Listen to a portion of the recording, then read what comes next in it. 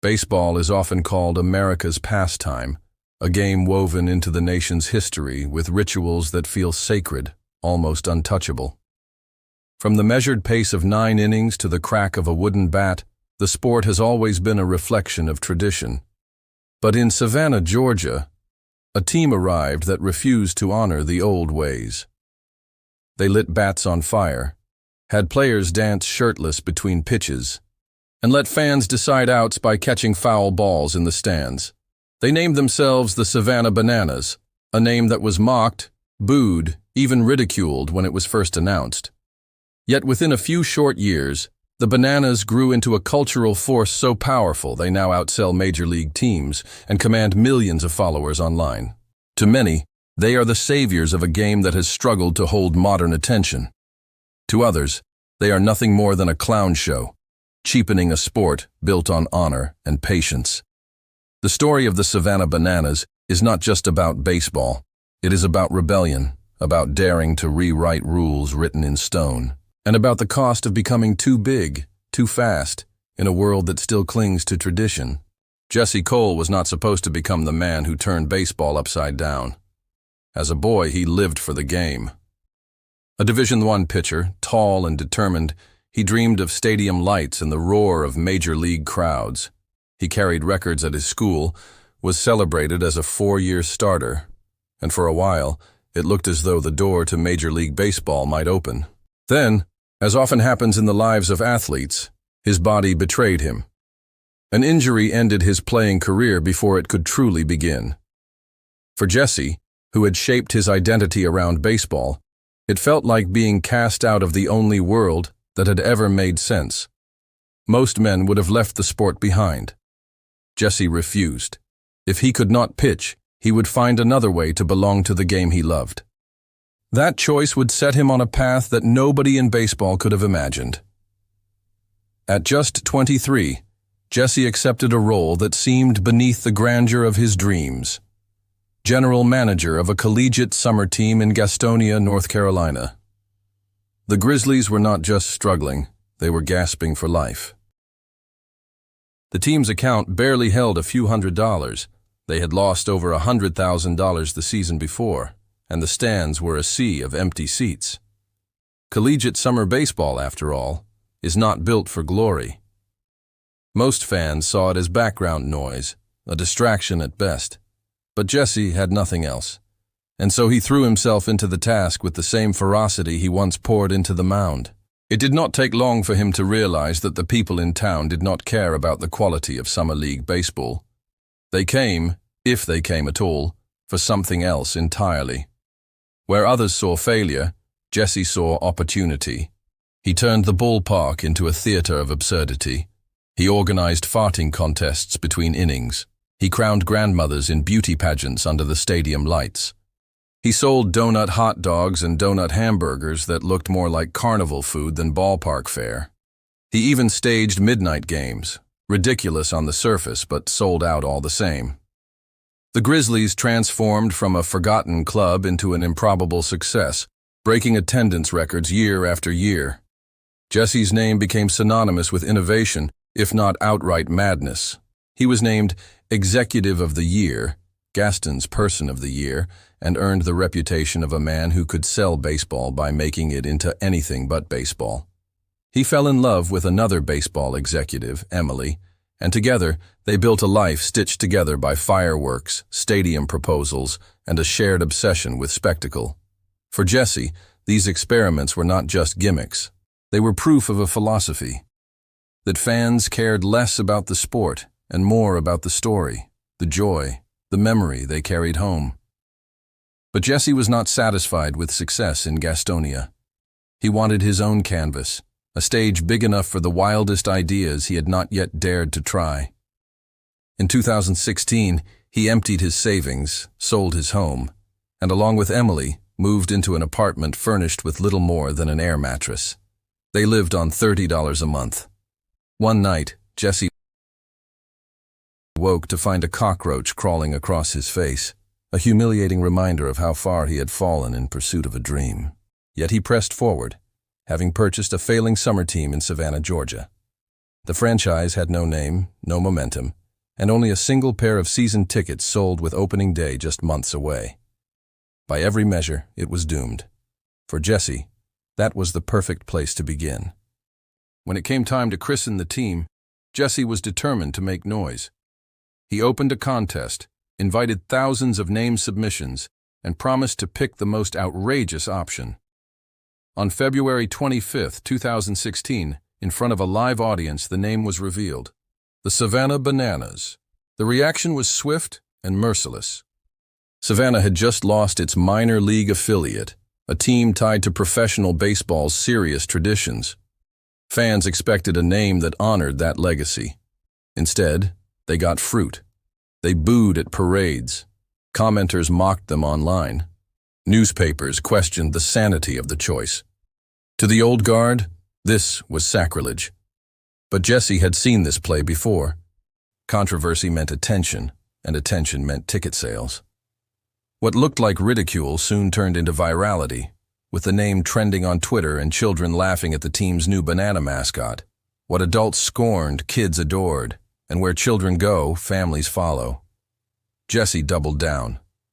He offered season tickets for $15 a game, each one including an all-you-can-eat buffet. It was an offer so absurd that it could not be ignored. Families flocked to the ballpark for the value, then stayed for the spectacle. At games, Jesse rolled out senior citizen cheerleading squads, marching bands, and bizarre contests in which fans tried to cram into porta potties. Players donned kilts, coaches breakdanced, and fans threw bananas for target practice during stoppages. The Bananas were no longer just a baseball team. They were an event. By the end of their first season, they had sold out 17 of 25 home games, won the league championship, and were named Organization of the Year. In Savannah, a city that had mocked them, the Bananas became impossible to ignore. What made it work was not simply the food or the gimmicks, but the transformation of the ballpark into a place of memory-making. Baseball, long criticized for its sluggish pace, suddenly felt alive, charged with laughter, music, and absurdity. The Bananas were, in a sense, selling childhood itself, the kind of joy that lingers in stories told years later. Scalpers began selling tickets at twice their face value for collegiate summer games, a scenario unthinkable before Jesse arrived. Families who once had no interest in minor league affiliates now begged to get on wait lists for the Bananas. The transformation was complete. From a team with one pair of tickets sold to a franchise with lines out the door. And yet for Jesse, success was never enough. He noticed something troubling in the otherwise jubilant stadium. By the 7th or 8th inning, no matter how wild the entertainment, fans began to trickle out. Baseball's fundamental problem remained. The game was too long, too slow. Jesse understood that no number of kilts or cheerleading squads could erase that fact. So he made a decision as audacious as the name itself. He would not just reinvent the fan experience, he would reinvent the sport. That idea would soon grow into Banana Ball, a reimagined version of the game that stripped away what Jesse saw as baseball's greatest flaws.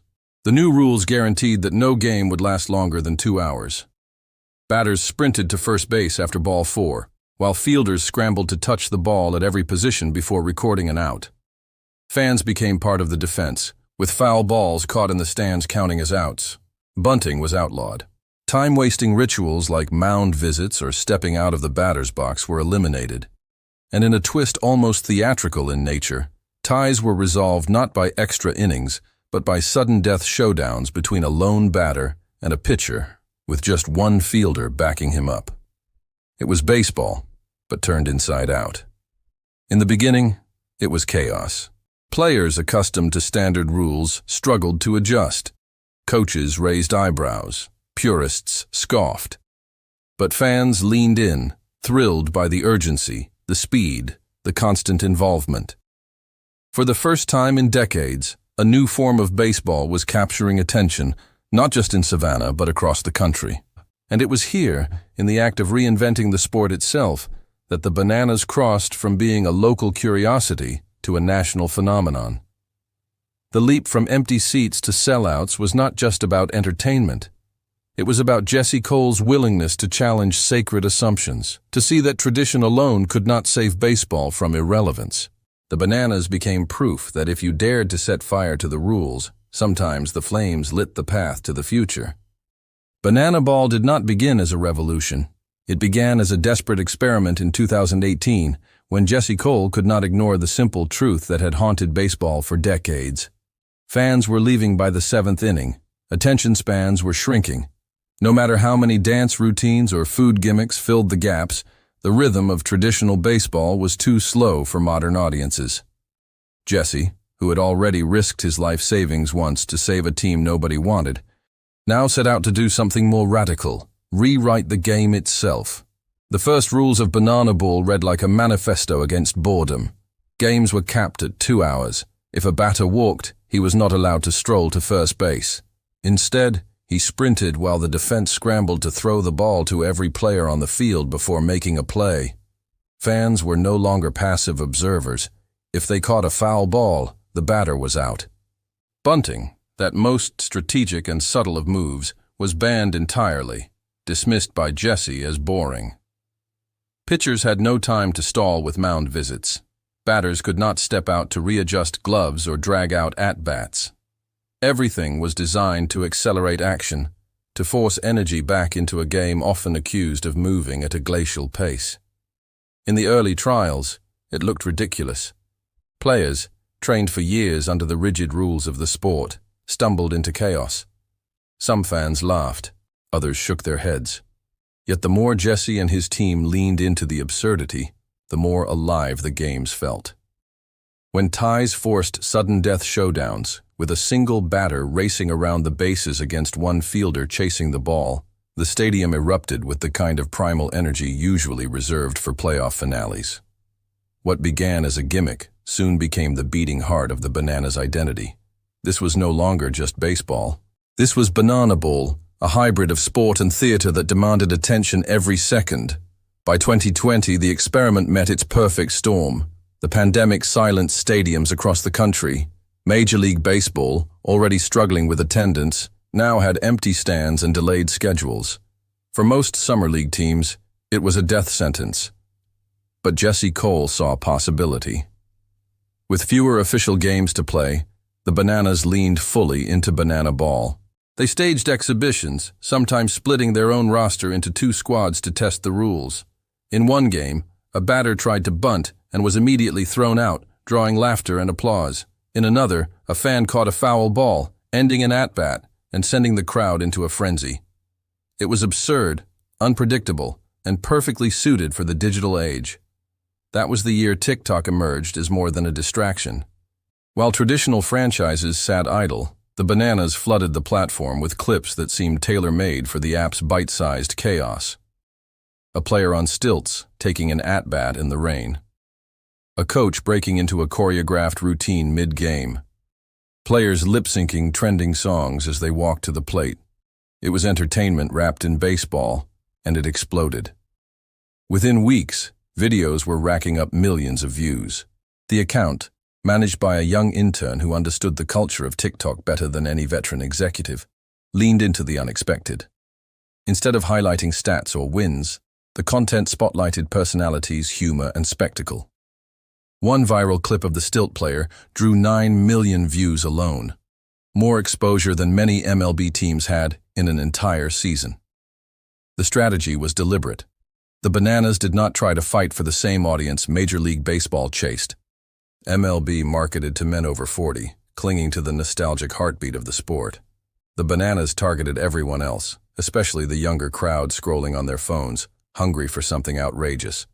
Soon, 70% of their digital audience was female, many of them captivated not by the technicalities of the game but by the charisma of the players, the humor of the dances, and the constant unpredictability of the show.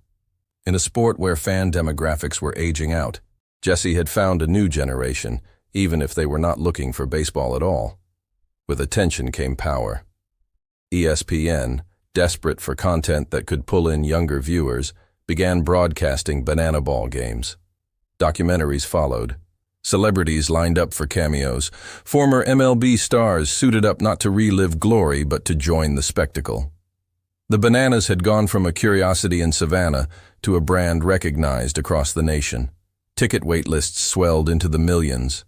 Stadiums filled not just for games, but for what felt like full-blown festivals, complete with music, comedy, and fan participation at every turn.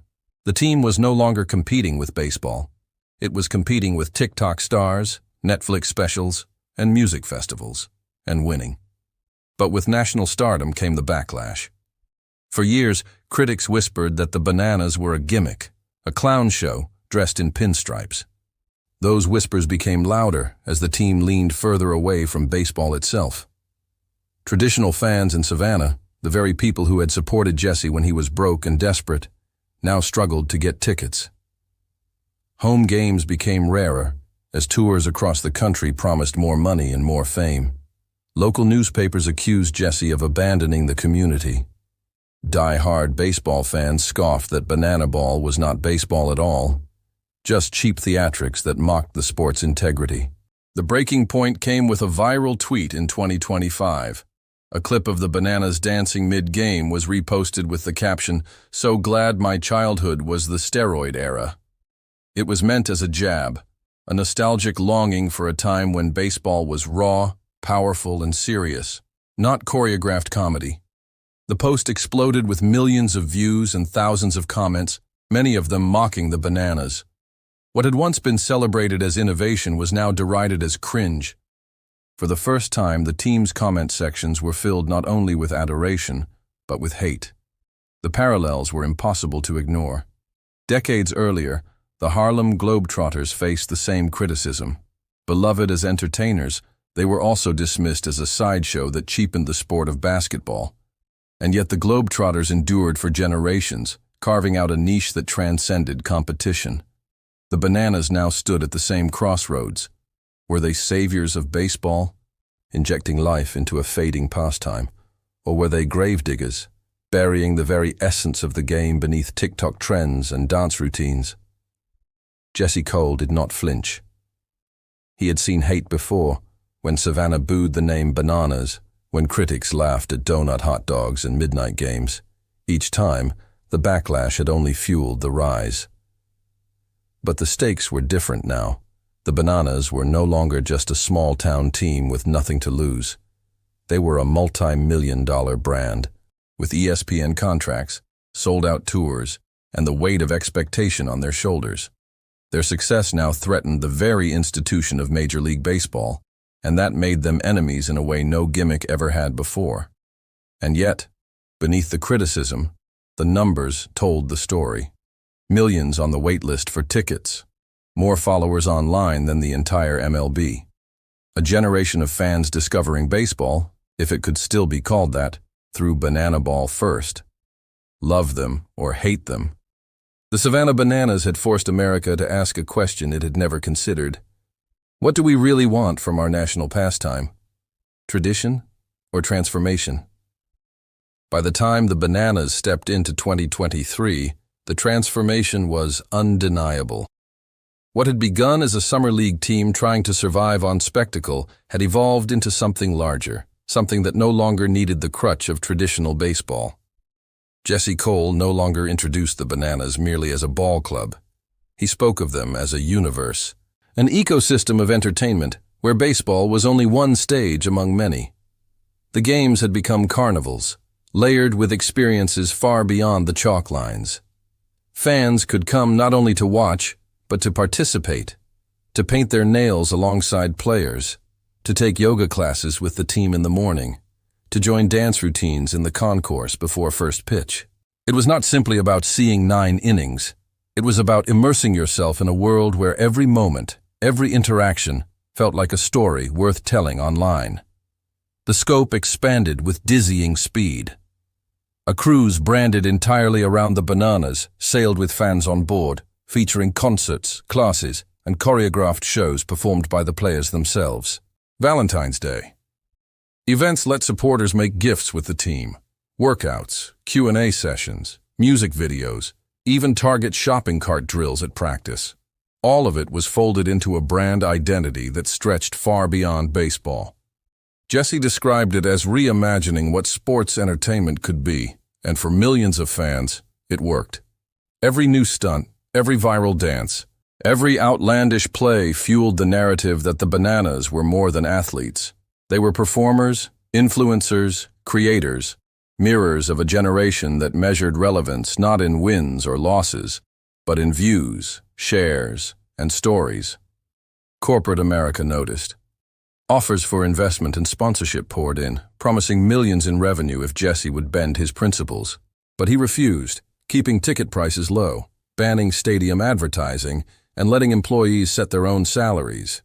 The purity of the brand became part of its myth. Even as they doubled revenues by embracing touring Banana Ball, the team stuck to its fans-first mantra.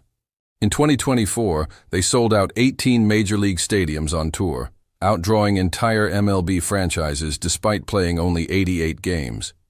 1 million fans attended in person, millions more watched on ESPN and streaming platforms, and the waitlist for tickets ballooned to over 3 million names. The Bananas, against all odds, had created a business model that not only survived without baseball's traditional infrastructure, but thrived by rejecting it. But the further they strayed into their entertainment empire, the louder the criticism grew. Purists sneered that the Bananas had abandoned the game altogether. They pointed to the cruises, the nail-painting stations, the choreographed halftime shows, and claimed that this was no longer baseball but a parody. Local fans in Savannah felt betrayed, shut out from tickets that once belonged to them, forced to watch their hometown team transform into a traveling circus that catered more to ESPN than to the families who had supported them in obscurity. Journalists who once praised Jesse's creativity now questioned his loyalty, wondering whether the man who once lived on $30 a month in Savannah still cared about the community that had given him his first chance. The backlash sharpened in 2025, triggered not by a scandal, but by a single tweet. A clip of Bananas players serenading fans mid-game, shared with the mocking caption, "So glad my childhood was the steroid era," unleashed a storm of derision. For years, the Bananas had dominated comment sections with adoration. Now the replies were filled with ridicule, labeling the team cringe, embarrassing, an insult to baseball. It was not the first time the Bananas had faced hate, but it was the first time the chorus felt national, sustained, and culturally resonant. Men who had grown up idolizing Mark McGwire and Sammy Sosa, Barry Bonds and Roger Clemens, rejected the idea that choreographed dances could ever replace towering home runs. The nostalgia for the raw, flawed, powerful baseball of the steroid era clashed head-on with Jesse Cole's dream of a playful, fan-first future. The comparison to the Harlem Globetrotters surfaced constantly. The Globetrotters had transcended basketball by leaning into comedy and theatrics, but in doing so they had been dismissed by many as sideshows, entertainers, rather than athletes. The Bananas now walked the same tightrope, adored by families and social media audiences, but derided by traditionalists who feared they were destroying baseball's soul.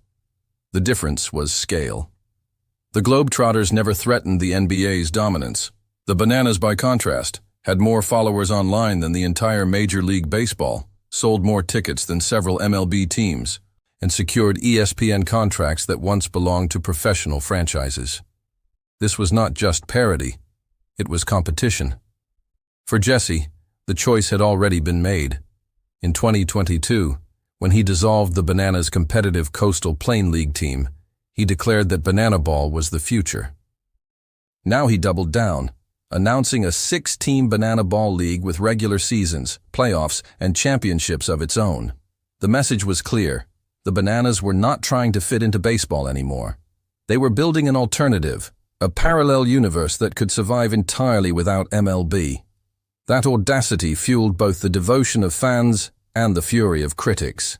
To supporters, it was liberation, a chance to watch a sport reborn without the baggage of unwritten rules and sluggish tradition.